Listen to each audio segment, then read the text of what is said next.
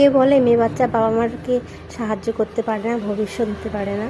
আমার মেয়েকেই দেখো না, ওর বাবা যেই দিনে কোনো কিছু কাজ করতে লেগে যায় ও লেগে যায়। দেখো হাত পায়ে কি মাটি, ও কিন্তু স্নান করেছে তবু ওর বাবার সাথে কাজ করতেছে।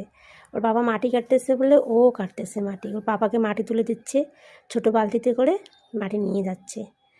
মানে কি আনন্দ! এই দেখো কতগুলো মাটি নিয়েছে, এতটুকু করে মাটি নিয়ে যাচ্ছে।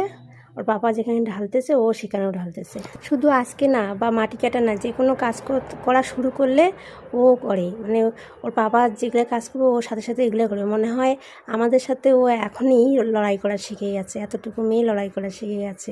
ও জানে এগুলো কাজ করতে লাগে, পাপার সাথে করতে লাগে, হেল্প করলে পাপারও হয়তো ভালো লাগে, ওরও ভালো লাগে করতে, তাই এগুলো কাজ করে। দেখো তুলতে পারছে না তবু কীরকম করে পানিটি তুলতেছে। কত মানুষের মুখে শুনেছি প্রথমে নাকি ছেলে বাচ্চা হওয়া ভালো, তাহলে কোনো টেনশন থাকে না।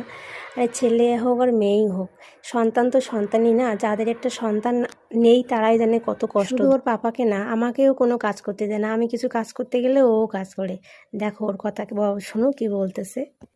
পাপা হ্যাঁ, বড় হলে শিখে যাবে। তুমি তো শিখে গেছো, কত কাজ করতে পারো। হ্যাঁ, সবজি কাটতে পারো। হ্যাঁ, সবজি কাটতে। হ্যাঁ, বাসনও মাজবি?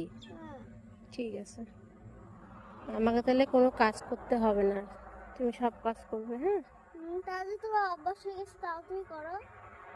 আমি করি, তুমি করবে। আমি শুনো, এখন এখন জেঠিমা আছে, জেঠিমার কাজ করবো, আমি করবো, তুমিও করবি, ঠিক আছে? আর বাবা খালি ঘুরে বেরোবে। হুম, দেখো ঠিকই করছে, দাঁড়াও আমি দেখছি।